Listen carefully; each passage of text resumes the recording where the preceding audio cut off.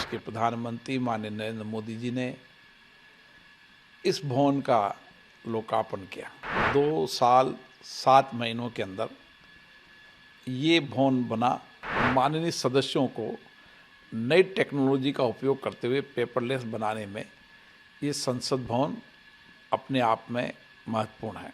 ये नए संसद भवन में जहाँ महत्वपूर्ण विधेयक भी पारित हुए, वहाँ पर संविधान संशोधन विधेयक पारित हुआ। इस नए संसद भवन के अंदर हमने हमारे कानून बनाए।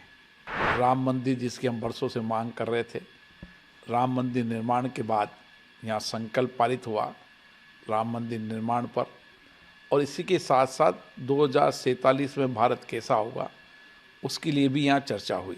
28 मई 2023 को आज के दिन 1 वर्ष पूर्व देश के प्रधानमंत्री माननीय नरेंद्र मोदी जी ने इस भवन का लोकार्पण किया। इस भवन का शिलान्यास भी माननीय प्रधानमंत्री नरेंद्र मोदी जी ने किया और बहुत कम समय में 2 साल 7 महीनों के अंदर ये भवन बना, जो हमारे देश के आत्मनिर्भर का मॉडल भी है और हमारे 140 करोड़ देश की आकांक्षाओं अपेक्षाओं का प्रतीक भी है। मैं निश्चित रूप से कह सकता हूँ प्रधानमंत्री नरेंद्र मोदी जी के विजनरी नेतृत्व के कारण कम समय के अंदर ये भवन बना, जो हमारे आत्मनिर्भर भारत की झलक है। कई सालों तक नए भवन की मांग हो रही थी। लोकसभा राज्यसभा दोनों सदनों ने सरकार से आग्रह किया, सरकार ने हमारे प्रस्ताव को स्वीकार किया और नया संसद भवन बना।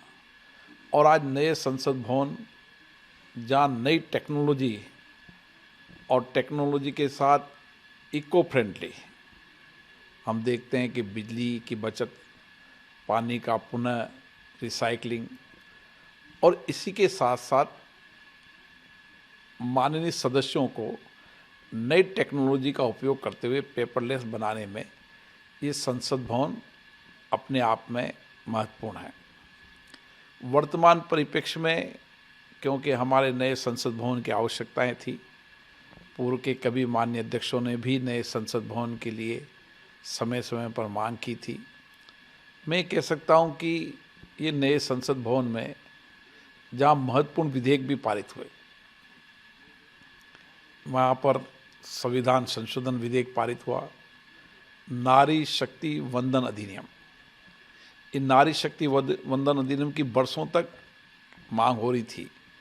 नए संसद भवन के अंदर ये विधेयक पारित हुआ और इस संविधान संशोधन से हमारे देश की महिलाओं को लोकसभा राज्यसभाओं के अंदर भी 33% के साथ उनको नेतृत्व करने का अवसर मिलेगा, ताकि जनता के अपेक्षा आकांक्षाओं को वो राज्य की विधानसभाओं में, लोकसभा में रख सकें। इसी के साथ साथ हम अंग्रेज़ों के कानून से अभी तक देश चल रहा था। आज़ादी के बाद इस नए संसद भवन के अंदर हमने हमारे कानून बनाए, जिसकी बरसों तक मांग थी। हम कब तक अंग्रेज़ों के कानून से चलते हैं, और इसीलिए मैं माननीय प्रधानमंत्री जी, गृह मंत्री जी को धन्यवाद देता हूं, जिन्होंने आज़ादी के बाद अपने देश की संसद के बनाए कानून अब देश की जनता पर लागू हों। और कानून अपराध संहिता नहीं, न्याय संहिता। हम वर्षों से कह रहे थे कि ये कानून होना चाहिए न्याय संहिता के, लोगों को न्याय मिले, लोगों को सम्मान मिले। एविडेंस एक्ट भी पास हुआ ताकि जल्दी से जल्दी न्याय मिले, और मुझे आशा है कि नए कानून में जल्दी से जल्दी न्याय मिलेगा। इस संसद भवन के अंदर नए संसद में महत्वपूर्ण विषयों पर चर्चा हुई। भारत की अर्थव्यवस्था पर चर्चा हुई, राम मंदिर जिसकी हम वर्षों से मांग कर रहे थे, राम मंदिर निर्माण के बाद यहाँ संकल्प पारित हुआ राम मंदिर निर्माण पर, और इसी के साथ साथ 2047 में भारत कैसा होगा उसके लिए भी यहाँ चर्चा हुई। और मैं कह सकता हूँ कि नया संसद भवन जहाँ विधेयक पारित करने के लिए भी अपने आप में ऐतिहासिक रहेगा महत्वपूर्ण विधेयकों को, और उसी के साथ साथ नए संसद भवन के अंदर आने वाले समय की आवश्यकताओं को देखते हुए हमने सारी आवश्यकताओं को पूरा किया, टेक्नोलॉजी का भी उपयोग किया। इसी के साथ साथ नए संसद भवन के अंदर अभी तक लाखों लोग नए संसद भवन को देखने आए, और नए संसद भवन के अंदर हमारे न्यायाधीश, हमारे देश के विद्वान, हमारे पद्म भूषण, पद्म विजेता और जो देश के प्रबुद्ध लोग हैं, हर क्षेत्र के प्रबुद्ध लोगों ने भी नए संसद भवन को देखा है, और उन्होंने संविधान गैलरी को देखा। संविधान गैलरी में हमारे भारत की अलग अलग आत्मनिर्भर भारत की झलक देखी, हमारी विरासत, हमारी संस्कृति की झलक नई संसद के अंदर है। जो भी लोग नए संसद भवन में देखने आए, उन्होंने नए संसद भवन की उत्साहपूर्ण तरीके से ये कहा कि ये संसद भवन की आवश्यकताएं थी, और उसके लिए खुशी जाहिर की कि आज भारत के अंदर हमारे आत्मनिर्भर भारत का संसद भवन निश्चित रूप से हमारी विरासत की झलक दिखाता है, हमारी आधुनिकता की झलक दिखाता है, और वर्तमान की झलक भी दिखाता है। देश के प्रधानमंत्री माननीय नरेंद्र मोदी जी ने इस भवन का लोकार्पण किया। 2 साल 7 महीनों के अंदर ये भवन बना। माननीय सदस्यों को नई टेक्नोलॉजी का उपयोग करते हुए पेपरलेस बनाने में ये संसद भवन अपने आप में महत्वपूर्ण है। ये नए संसद भवन में जहाँ महत्वपूर्ण विधेयक भी पारित हुए, वहाँ पर संविधान संशोधन विधेयक पारित हुआ। इस नए संसद भवन के अंदर हमने हमारे कानून बनाए। राम मंदिर जिसकी हम वर्षों से मांग कर रहे थे, राम मंदिर निर्माण के बाद यहाँ संकल्प पारित हुआ राम मंदिर निर्माण पर, और इसी के साथ साथ 2047 में भारत कैसा होगा उसके लिए भी यहाँ चर्चा हुई। 28 मई 2023 को, आज के दिन 1 वर्ष पूर्व, देश के प्रधानमंत्री माननीय नरेंद्र मोदी जी ने इस भवन का लोकार्पण किया।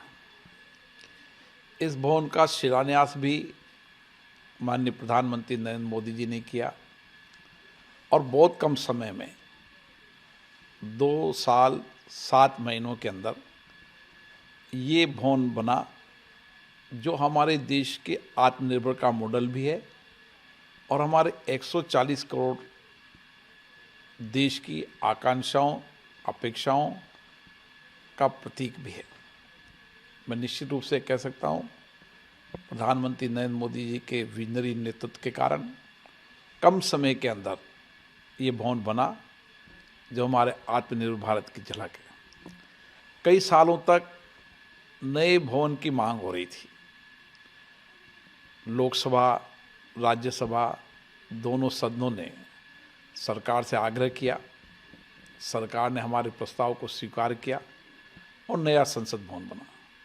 और आज नए संसद भवन जहाँ नई टेक्नोलॉजी, और टेक्नोलॉजी के साथ इको फ्रेंडली, हम देखते हैं कि बिजली की बचत, पानी का पुनः रिसाइकलिंग, और इसी के साथ साथ माननीय सदस्यों को नई टेक्नोलॉजी का उपयोग करते हुए पेपरलेस बनाने में ये संसद भवन अपने आप में महत्वपूर्ण है।